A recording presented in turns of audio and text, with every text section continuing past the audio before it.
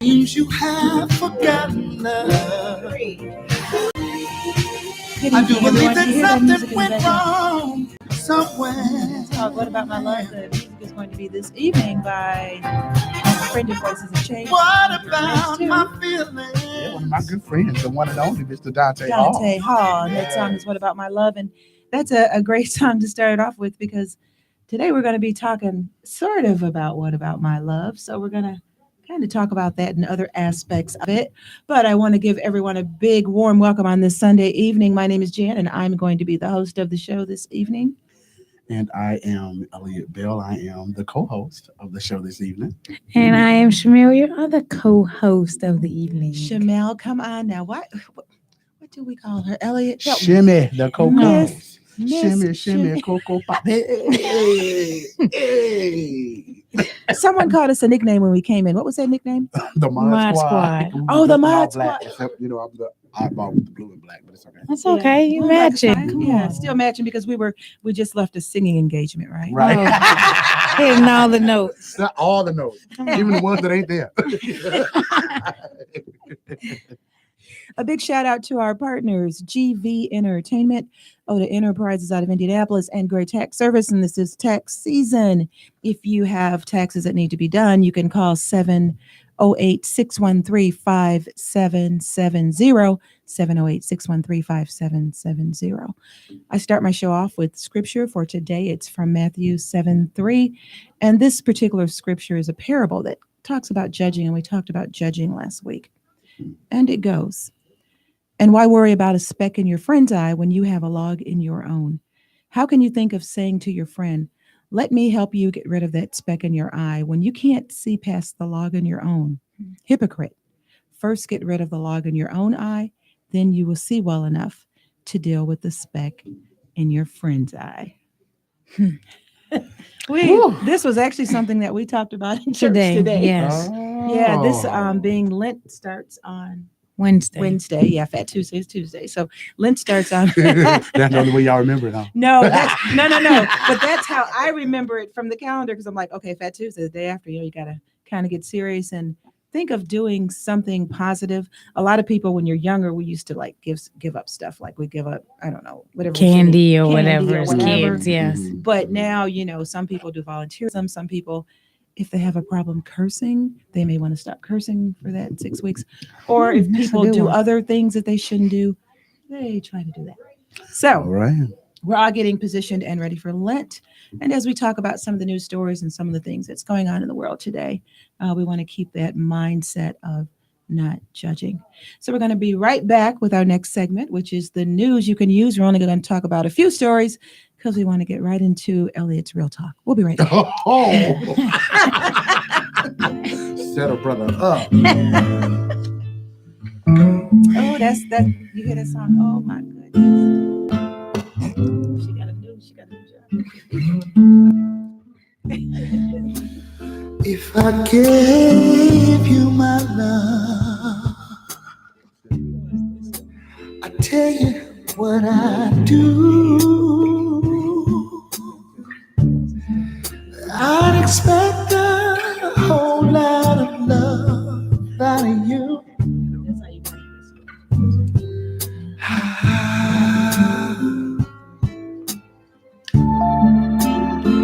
You got to treat me good, and I'll be good to you. There's a whole lot of things you and I could do, baby.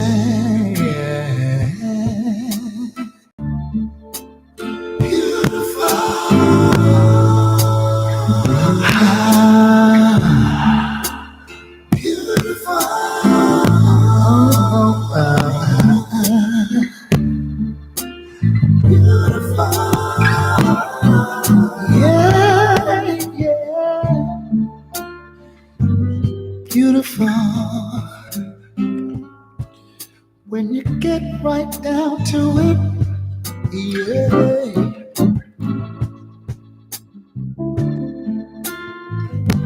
You're beautiful one thing about you, yeah. Oh, 'cause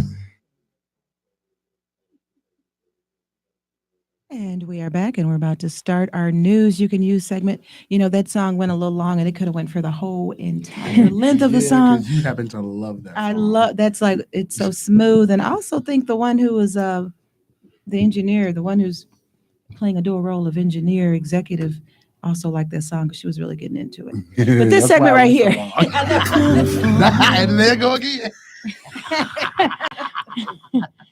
but this segment right here is called the news you can use, and I think the main story on everyone's mind is the vote that we just recently had. Few Yeah. voters imagined that two Black women would win the most votes in last Tuesday's crowded mayoral primary race.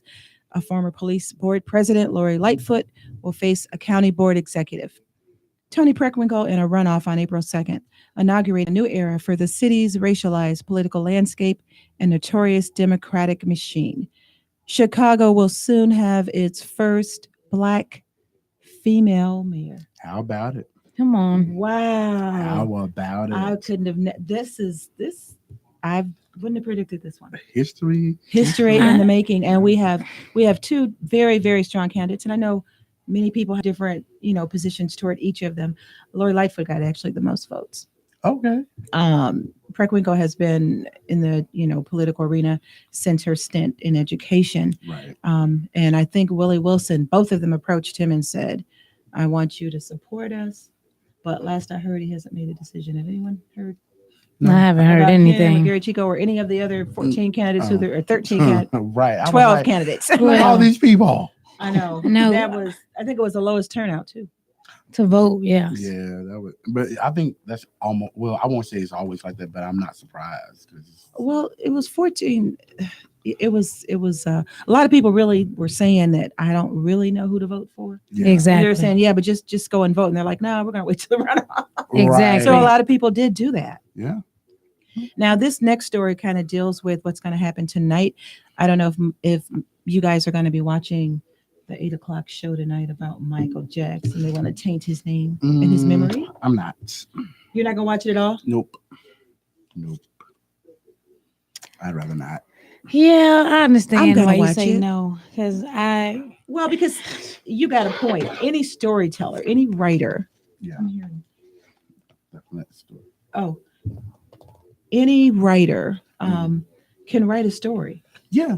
a compelling story. Yes.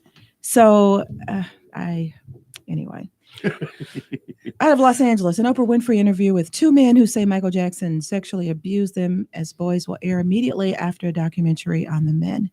HBO and the Oprah Winfrey Network announced Wednesday that the special Oprah Winfrey Presents After Neverland will air simultaneously on both channels Monday at 10 p.m. Eastern Pacific Time. That's just after the conclusion of the two-night airing. The network says the pre-taped interview by Winfrey will be with Wade Robson and James Safechuck and the film's director, Dan Reed, in front of an audience of people affected by sexual abuse. The family and estate of Jackson, who died in 2009, have denounced the documentary and HBO's decision to air it, saying it spreads falsehoods about a man not alive to defend himself. exactly. There you Not go. only is Thank he you. not There you go. alive, Thank he's you. not only dead, he's already been to court for this. And one of the young men on there was one of his biggest advocates at that time. See. Yeah. Okay. But So no, I'm not gonna watch it. I am going to watch it. Go right on ahead. Let me know how it turns I will out. be texting you guys. I'll be You'll asleep. shut us all that. No, Yeah, it's just I don't think it's fair because he's not here It to fight isn't about fair. it. It isn't. Right. He's Like, not why here would to you do say that? anything about it. So you can say anything. Yeah. And if public opinion sways and you go to court and you win, you don't get a huge chunk of money because he's worth more now than he was when he was alive. And which is usually So, the case. I'm just saying they could get, and everybody wants to think that with everything coming out about people recently, they want to believe that about him anyway. Yeah. A lot of people do. A Massachusetts woman has earned herself the nickname Dog Park Diane after calling the police on a Black man and his dog. I remember. What was supposed to be a fun day at the dog park was quickly ruined for an Attleboro man, Franklin Baxley, after a woman ordered him to leave the park after his pet allegedly kept humping and assaulting her dog. When he refused, the woman wasted no time dialing the authorities. A police sergeant did arrive at the scene, said everything was under control, and of course, no charges were filed. I mean, dogs do this all the time. This is what they do. Your geez. dogs are at the park. You know how you just let them run in a dog park? Yeah, that's And what the she's dog going park to is say, for. your dog is humping my dog, so I'm going to call the police on you. It's because Yeah. it's black. So she thinks the The dog dog is black that is. too? Yeah, the dog is black too. But, okay, wait now. The dog is black though. I am not going to talk about which family member this is. Oh Lord. No, I'm going to leave this alone. Don't do that, Jay. Okay, Don't 'cause do that. I will ma'am. not say that. Now, this is something positive about Jaden Smith. Jaden Smith, the son of Will and Jada. Will and Will and Jada. Jada. While Jaden Smith is most commonly known for his acting chops and blossoming rap career, on the low, the son of Jada and Will is quite the philanthropist too. The Associated Press reports that the 20-year-old Just Goods Foundation is joining forces with First Trinity Missionary Baptist Church to deploy a mobile water filtration system known as the Water Box in Flint, Michigan, that will reduce lead and other potential contaminants. Also of note, the filtration system was designed and engineered by Just Goods, which is his organization, and the church. While the church has distributed over 5 million bottles of water to residents, donations of bottled water are on the decline. It's no secret that Flint has been suffering from a serious water crisis since water contaminated by lead was discovered in 2014, 5 years ago. But while water drives and other initiatives have been launched in the aftermath of this crisis, it is beautiful to see a celebrity of Jaden's stature and youth do his part to aid residents in need. It's like everybody forgot about them. Yeah. For a while, do you remember it was truckloads of people taking water and bottled water, and but that's just how society is. We do it for as long as we feel we need to, and then we stop and go on to the next thing. True. And the problem is still going on. But what stake does the administration or the government have in Flint, Michigan? Someone died recently from that water. I was reading about. I knew, and that's probably not the first person. I'm certain. No, one of their youngest victims died from that water. It causes so many other problems. Could you imagine drinking, bathing, whatever, 5 years? Yeah, long term. With no solution in sight. Yeah, No. yeah, it's a mess. Someone said they tested some of our water. Did you hear that? And some of our water didn't quite pass muster. So it kind of makes me think. It kind of makes me think, particularly in some of these highly concentrated urban areas. We won't go there today either. Good idea. You know, I'm enjoying this part of you today. It's Lenten season. Okay. Yeah, Lenten it's kicking season. in, ain't Yes, it? yeah. I'm really thinking about trying to be better and watch what I say. And Yeah. oh, you pushing. Pam Northam, wife of embattled Virginia governor and blackface enthusiast Ralph Northam, and former middle school teacher, has come under fire for her tour of the governor's residence last week. A Virginia state employee complained that Northam gave her daughter and another black student balls of cotton before asking them to imagine being enslaved. Didn't we just talk about last this? week? Yeah, another story where the kids went out to during Black History field. Month. do a field Now, trip. this last is the Sunday. wife of the Virginia governor. They're so stupid. And then it goes further to say that it was a whole classroom full of people. And what she did was she asked the only 3 black students in the group what it must have been like to pick cotton all day. This is so annoying. Annoying. Part of me wants to say this is just ignorance, and not ignorance in the just okay, you don't know any better. But the other part is like, you're just stupid. You're just stupid. I'm sorry. Or let me say you made a stupid move. Well, you know what? Maybe it is ignorance because she's first lady of her state. So maybe it is ignorance. Maybe because she sees these little black kids as little picnics or something to think, man, if you would have been born then, you would have been picking cotton. Because I've seen people do that before, and it's a very innocent ignorance. You really are not thinking. It's innocent to the point where they're so privileged that they can't even decipher that this is wrong. Yeah. I don't know. That's a good point. Giving them an out.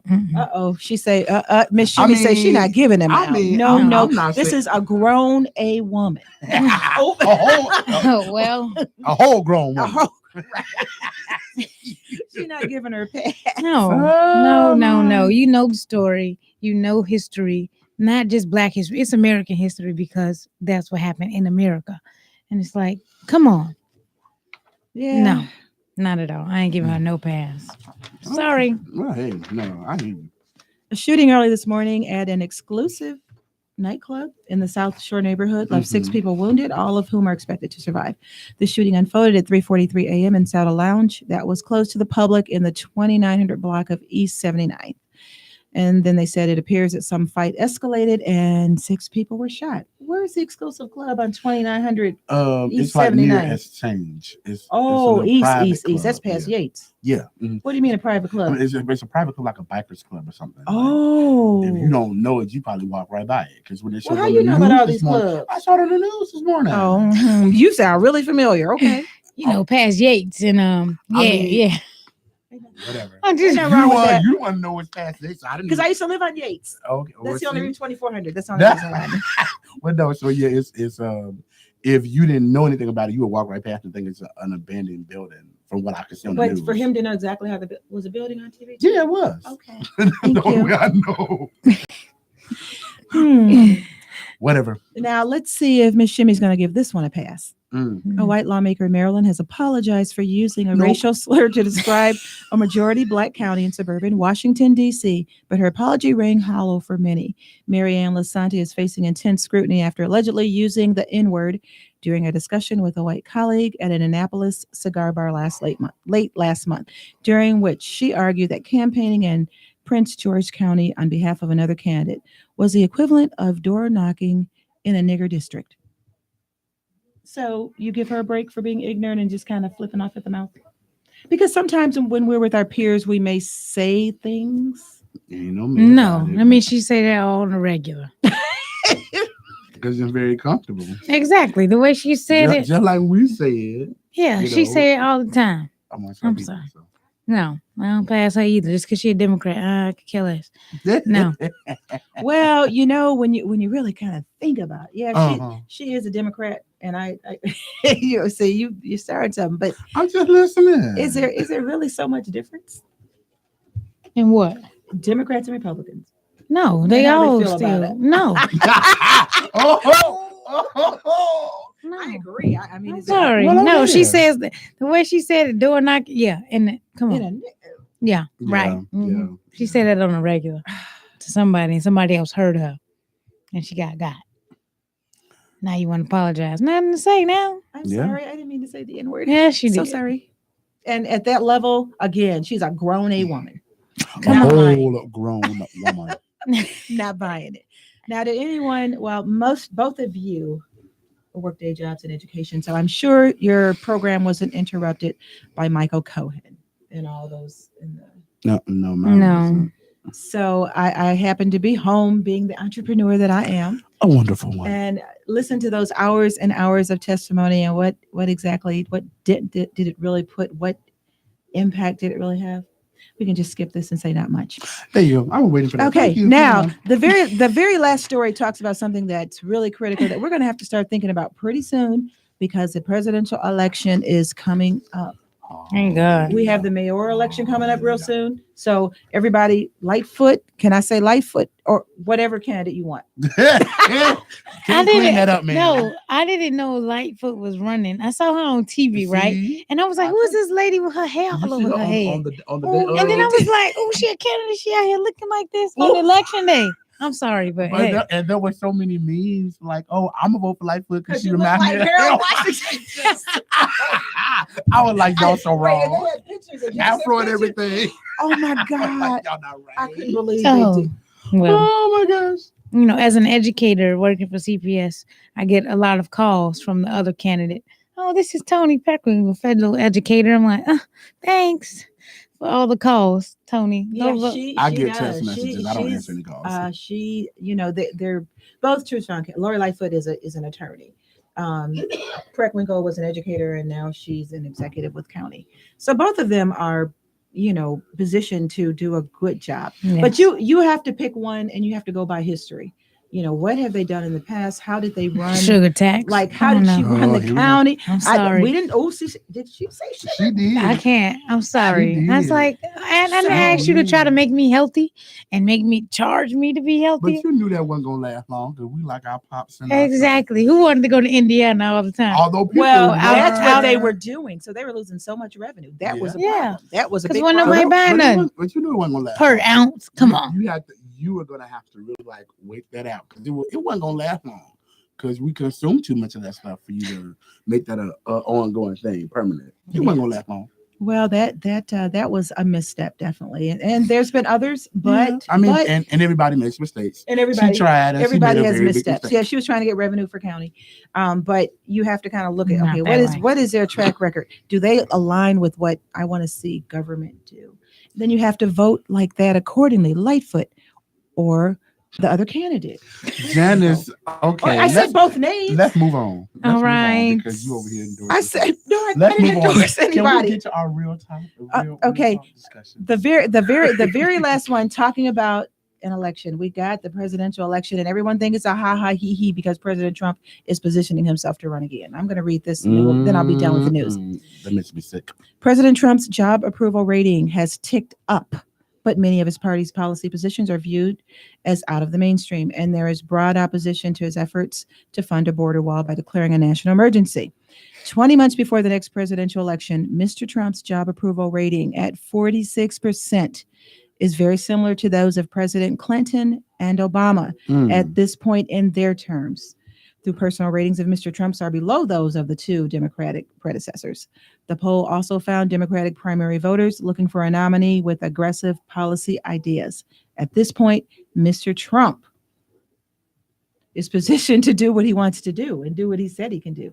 And I'm going to leave it right there because people have to think about this and people have to think about the next presidential election. He slipped up on us in 2016. Remember? Nobody that night in November, you're like, I know I didn't say this. I went to sleep. Look, he didn't even believe it.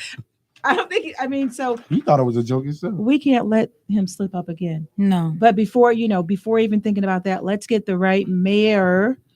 To run the city of Chicago. Don't call a name. We just want to go for the right mayor. I was just saying that only 2 names left now, not 14. So I was just saying both names. But that's the news you can use on the Voices of Change at Intellectual Radio. We'll be right back with our Real Talk discussion. It'll be led by Voices of Change own Elliot Bell. All right. Oh, Elliot's gonna lead that one, huh? Oh, I guess. And Elliot, you could. We're gonna all kind of chime in. By all means, please chime in. We're gonna all chime in, but we have. You're gonna cue that up. Okay, so we'll be right back.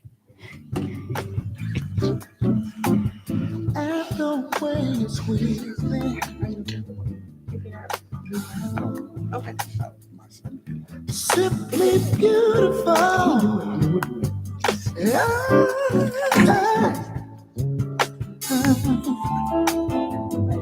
You're beautiful when you needed me. Yeah, I was right there by your side. Simply beautiful.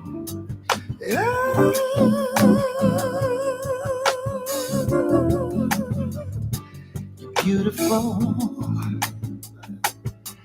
I wouldn't change nothing about you. Yeah. 'Cause you're beautiful. Yeah. When you get right down to it. When you get right down to it. Yeah. When you get right down to it. All right.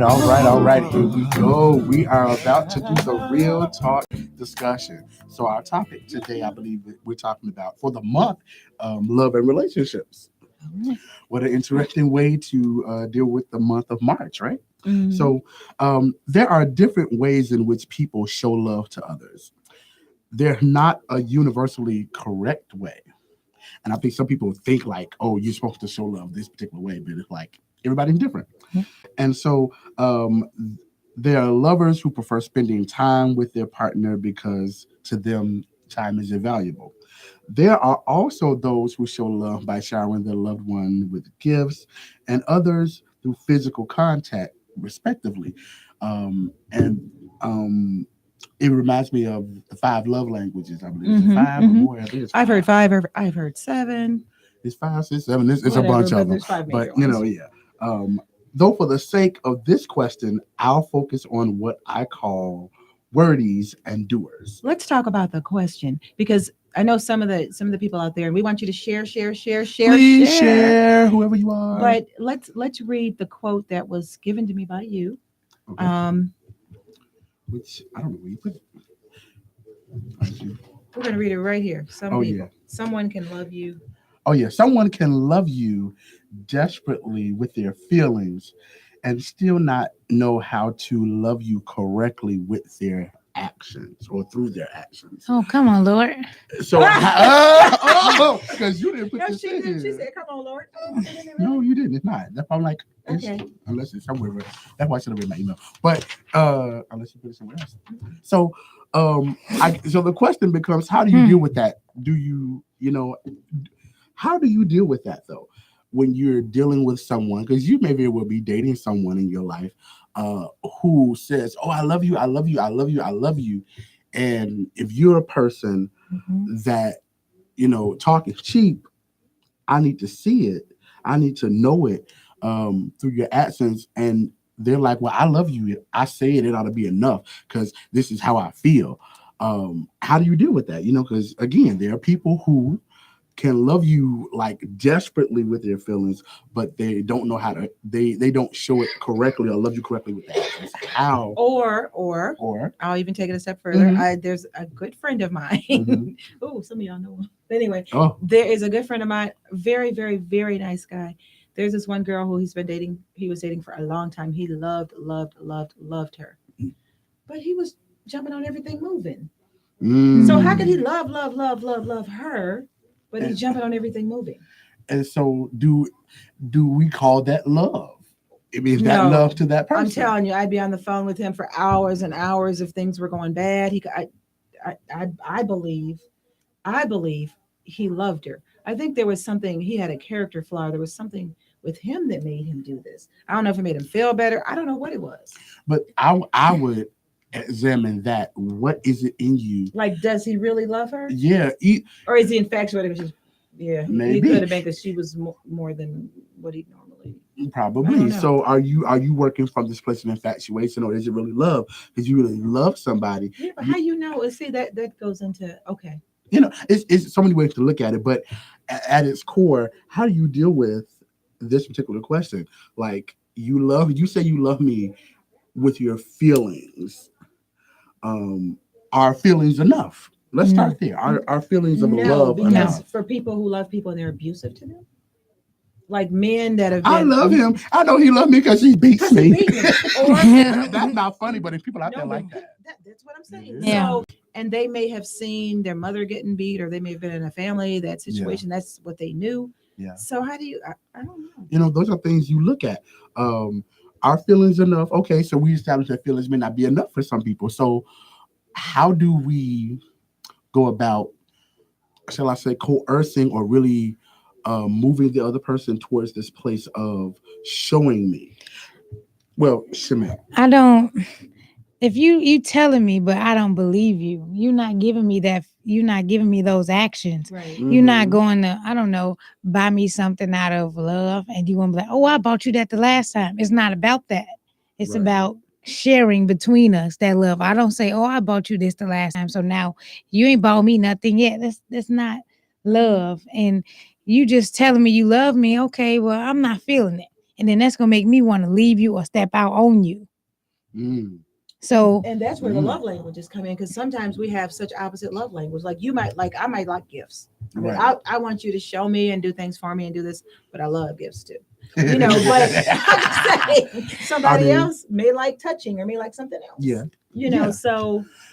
And so I'll even venture to say, if you really love somebody or love your partner, you will try to find out the things that they like. You may not want to come by and ask, but you'll try to figure out, okay, well, let's say if I was dating Janice, okay, I bought Janice a ring of some sort, and she's like, oh, I love it. Okay, so I know she probably likes gifts, so I know that's one way to reach Or her. either listen to them. If they Because say, most of the time, you ladies, you do say, or you give out hints about what you like. exactly. Yeah, you do. Matter of fact, I'm gonna tell on you real good because so me and this one went shopping. This one, okay. Window shopping. This one over here, we went window shopping in Macy's, and so she saw this purse. Oh, She's like, I love this purse. Oh, Was it a Michael Kors purse? I don't remember. It was one of them. Anyway, she saw this purse. It was a color I really liked. She kept coming back to this purse. I know, every time we went. I was doing my Christmas shopping. She went back to this purse about 4 or 5 times. I'm like, Lord, I wish some man would be here to buy this purse. You know what? And then she called me the next week. Guess what I did? What? I went back and bought the purse. I sure did. I was gonna grab my purse. But I mean, those are things. If I was dating her, I would. You would exactly, Right. and you would have picked that up and surprised her with that. You know? So I mean, I would say that if you love somebody, you're paying attention to them, their hints, their moods, and all that, and you figure out what they like. So even if you don't know how to do it with actions, you have to be willing enough to pay attention to them enough to figure out what they want and let that be what you do. That's just. But are your feelings really coming out in this? I love you. Like you telling me words. What? Okay. What? Because talk is cheap. I'm one of those. That doesn't mean anything. Sometimes they do say that just to get whatever they're. Yeah. Like what? You showing me? Do I see it in your face? If you can. See, even that can be deceiving because people. There are really good liars in the world. Yes, they are. And they have very good poker faces, and they can tell you, they'll look in your face and lie to you and won't think twice about it. And it's like, really? But you say you love me, but you're lying.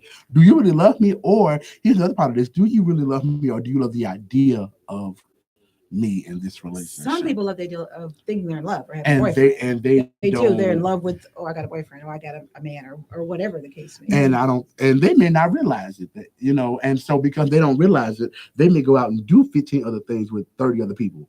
But come back and say, oh, I love this person. No, you love the idea of this person because you like being able to say, oh, I have a girlfriend, I have a boyfriend, I have somebody to call my own, but I can still go out and do X, Y, and Z. So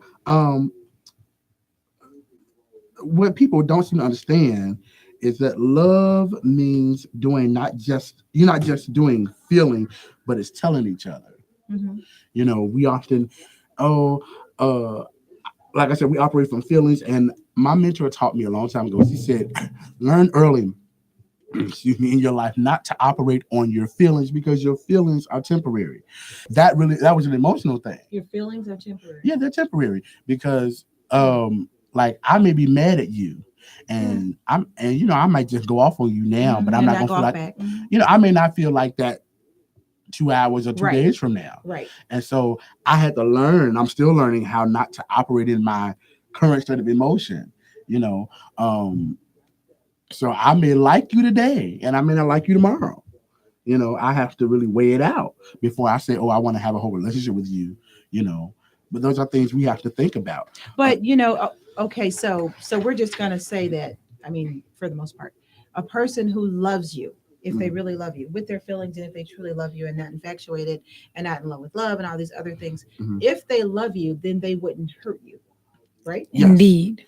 So they wouldn't. No ifs, ands, or buts about it. They wouldn't mentally, physically, whatever. They wouldn't hurt you. No.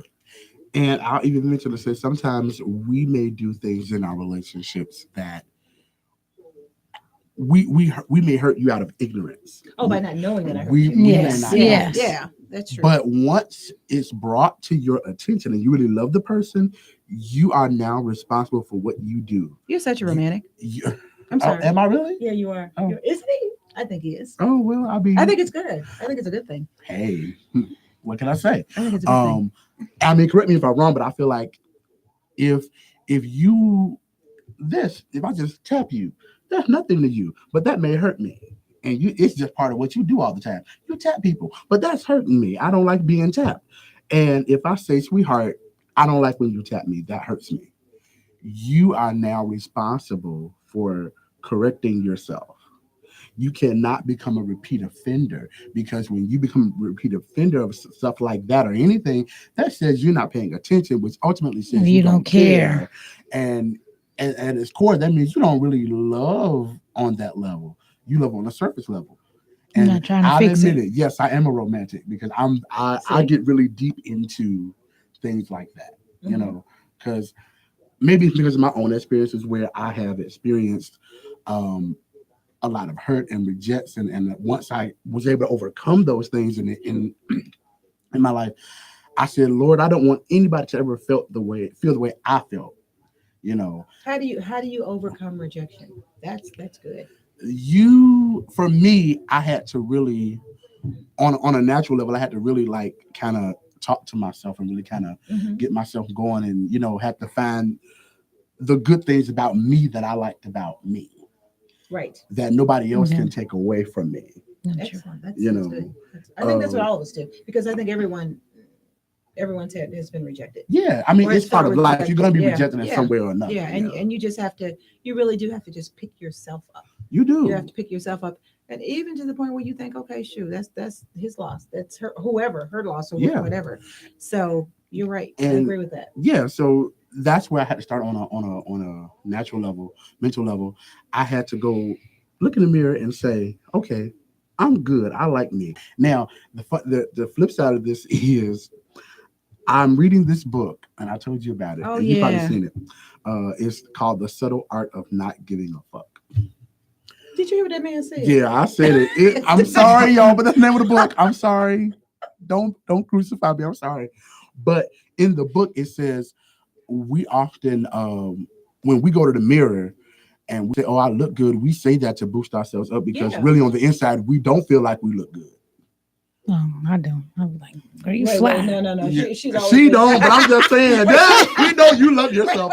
But smell that in that category. Like, no, I get it. Right. But you know, if we really felt like it, we wouldn't, we wouldn't have to do it, because we would just wear it. You know what I'm saying? That's what it was saying.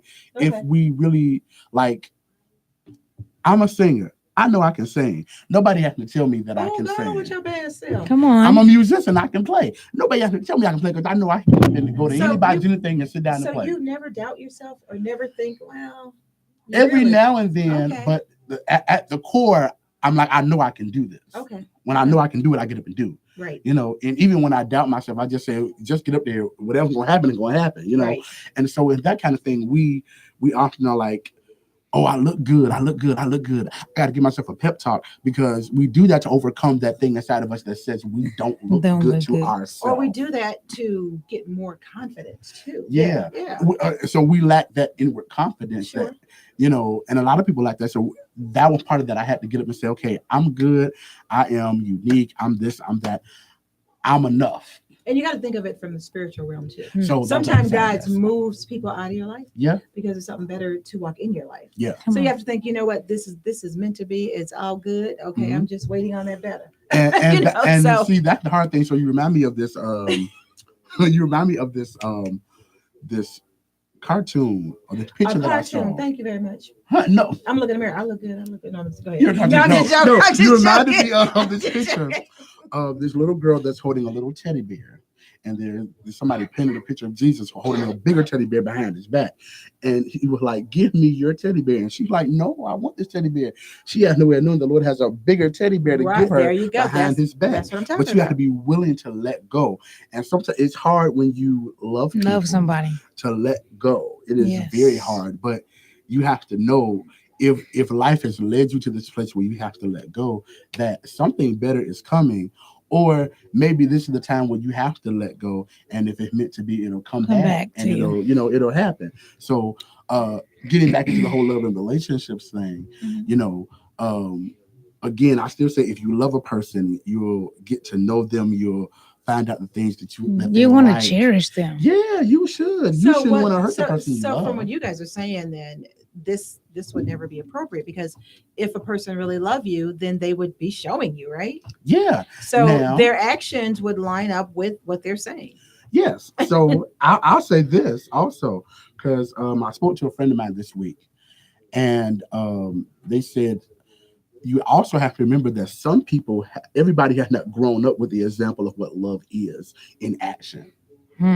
What grown? Oh, seen it. Yeah, they have not seen it. So they may not do it out of innocent ignorance, as I would call it. You have not seen it, so you don't know what love in action looks like. You may have grown up around abuse. You may have grown up around neglect. You may have grown up around whatever, or my actions always had a hidden agenda to it. It was never just pure love. Mm-hmm. It was always, I'm gonna do this because I want you to do X, Y, and Z. I want you to have this. It was never just, I'm doing this because I love you. I don't want anything back.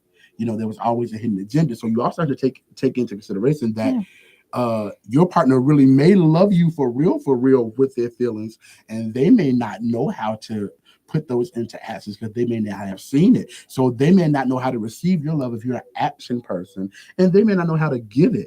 But those things come with time, and those are conversations that I believe you should have. And that's a real good point. So what kind of background they came from? Yeah, you gotta know. So what if you have the conversation and time is taking too much? Like, I'm not staying.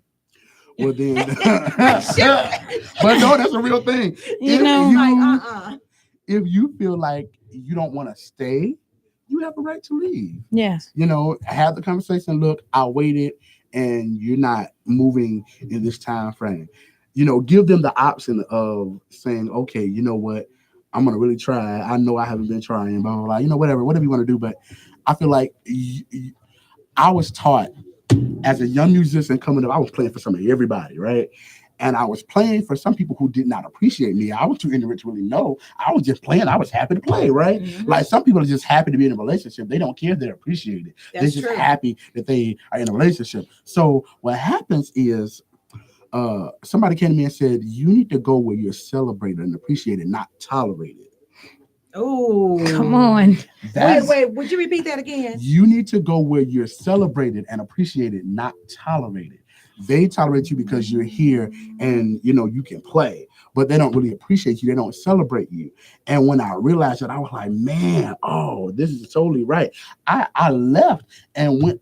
Every place I've gone to has been a place of appreciation and celebration, and so that has to happen in your relationships as well. In my opinion, you can't be in a place where they're just tolerating you. Yeah. They have to, if they love you, they're going to celebrate you. They're going to appreciate you. They're going to do the things that make you happy and vice versa. So if you feel like,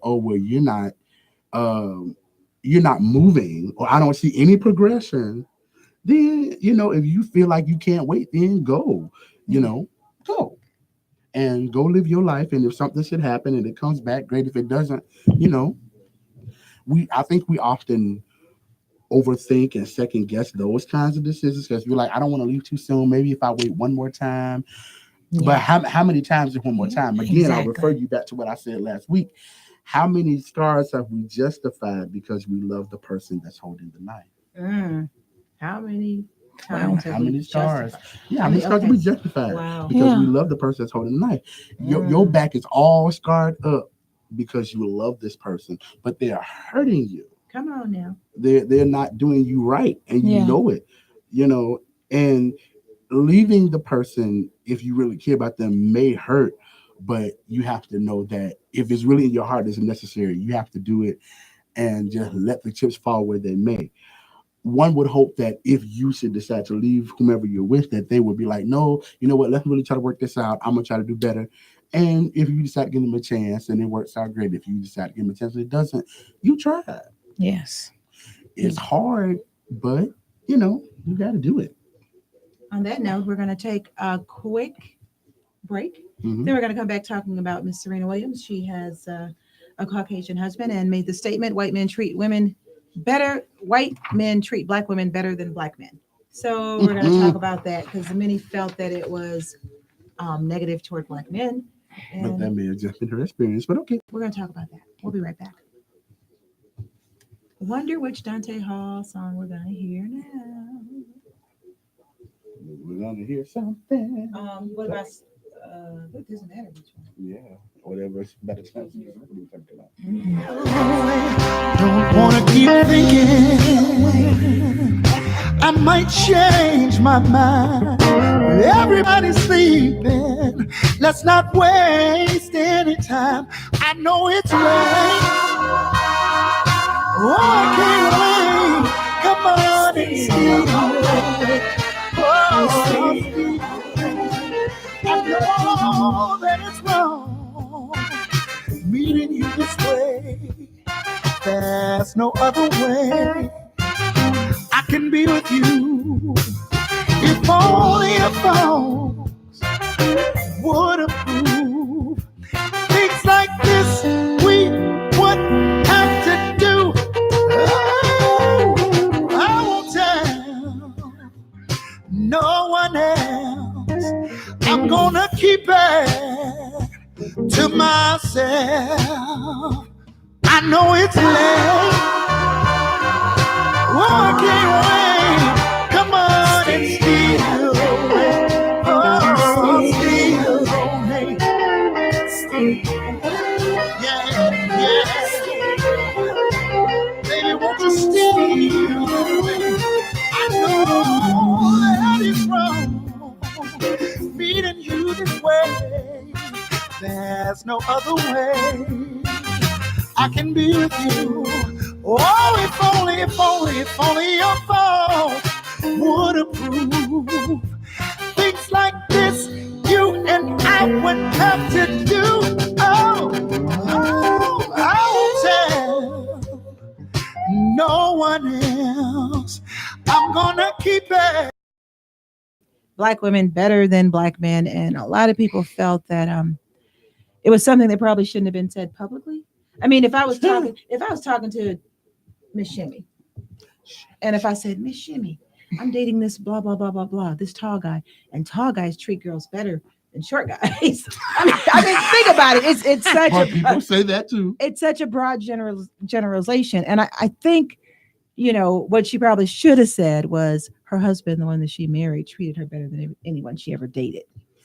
I think that's what she probably meant. That may have been, but has she dated other? Yes, she has. Drake, Common. I mean, I'm actually just saying. I mean, I know what I'm saying. Yeah. Common and Drake. Serena. She's married to a white man. Yes. A white rich man. Yes. Okay. Reddit. So- what is it? Reddit, right? Yeah. So she dated Drake. She dated a lot of black guys. She didn't. And she's come to the conclusion that white men treat her better than black men. Her experience. That's her experience. There we Because go. that's her story. There we go. That's what I'm. That's her story. Exactly. That's her So story. Now, some women may agree with that, A but lot of that women may be do. their experience or their experience through other people. So yeah, I mean, Yeah, but you know what? We hear the same argument with black men that date white women. yeah, And when you look at some of these arguments or Yes. some of the things they're saying, Okay. it's duplicated. It's the same thing. I think what people should focus on is if that particular person rocks your boat, and if that particular person treats you better than anyone else, that's why you married them, obviously. Yeah. That's a good thing. But once you put a color and a label on it, then that's telling me that this race may be superior in how they treat to the other race. That's the problem everyone had with it. yeah. I mean, but people have been saying it forever. I think they have a problem Because they say black women are angry, and I am. Well, Oh. it's like they say black men date white women because white women are submissive or they don't talk back or different things like that. And the irony it's of like- it is white men there's some say truth black to women it. are submissive, and black men are mad because they say that we're submissive when we're with white men. Then we turn into But Okay, let's be honey. honest that there's What? some truth to all of that in some Oh. form or fashion. Let's just be real. what are you being real about now? There's some truth to some of that in every sector you just talked about. There's some truth to it because not more than one person has said it. A group of people have found that to be true. They're not just saying it for themselves. So there's some truth to it. And again, that's their experiences. That's their truth. Yeah, but that's their truth with a very small segment of the population. So you can't generalize think and it's make it so small, broad. huh? Okay. Oh, I don't think it's that small. Oh, I don't. Okay, don't so know. tell me this. I'm not what taking any what sides. don't no, I mind you. didn't say you were. It's Lent season. So what don't you think is small? Tell me. I don't think any of those sectors are small. I think they're quite large because I've seen, just in my own experience, I've seen every side of that. I've seen black men with white women with black men, and black women with white men. I've seen all that. I've seen it. Okay. A lot of it. And we've all seen it. We've all seen it. I've Your seen point, do you think black women are angry? I won't say. Do you think white men treat me better, or do they just have a fetish for black women sometimes? Well, not all the time. I wouldn't generalize. I would say that, but okay, sometimes. So number one, there are some angry black women out there for whatever reason it is. There is. It's just out. That's just what it is. There's angry women out there. Okay. Yeah, angry women, but you said black women. Okay, so go on. There are some angry black women out there for whatever the reason. And we talked about that one time on the show. I think we did. That is what it is. Secondly, there are some white men that have a fetish for black women. That's true. And in that fetish, they don't necessarily want to marry them or take them home, but they may just have this thing for black women. Maybe they had a black nanny or something. But then there are also some black women that have a thing for white men in the same way. And that's very true, because way back in the day, now I'm sure this doesn't apply now. People wanted to make their kids the way they wanted their kids to be, and they figured I could maximize this by having someone of another race. It still applies. It doesn't apply like it did back in the day, back way. Trust me, I know somebody. She's looking like, what's she talking about? Okay, it still applies, and I know somebody who's like, if I'm gonna have a child, I need to get with this kind of person. But are you choosing? Is that what you really want, though, or just because you want your child to look that way? So you're settling for something because you want your child to have some better hair. And they don't consider that settling. That's just their choice. That's what they want. Yeah. Now, what we may consider it settling, but they don't. Yeah. So keep in mind, we may not feel like it's a small thing, but in reality, it kind of is. It's out there. Well, colorism, that we talked about colorism. Yes. Out there. That is a real big deal. But whether or not go ahead. You get a white companion, your child's still gonna be black. Period. Through and through. Yeah. Period. They're not gonna be light skin with nappy hair. Thank you. They're not gonna be considered any better than anybody else. And they're gonna walk around and say, I got Indian in my blood because my hair's so fine. I used to be like, really? But then you found out it was actually true that way down in the family tree, there's some Indian somewhere way down. Yes. But it skipped everybody but got to you and your hair. Oh my gosh. But I guess the bottom line is, in spite of what you kind of pulled back on talking about, because I think some of these I won't even call them stereotypes, some of these partial truisms you think are probably more widespread than we want to admit. I believe they are. I just believe they are. Okay. What about white men? Since I know you know couples. Oh, she's giving us the wrap up finger. Okay. But ask your question. I'm gonna try to make it quick. What about white men? What stereotype or partial truism do you think is true with them? I believe white men have a fetish for black women. There are white men that truly love black women. And somewhere way deep down inside, there's still this slave and master mentality that may happen deep in the corridors of their mind that they would never admit is there. Yeah. So on that note, we appreciate hearing the words from Elliot, and also of course the encouraging words from Miss Shimmy. We'll be back next week, same time at 6:00. Make sure you tell a friend and share. We appreciate you tuning in to the Voice of Change of Intellectual Radio, and from Janice and Shmuel and Elliot, we say I might change my mind. Everybody's sleeping. Let's not waste any time. I know it's right. Come on.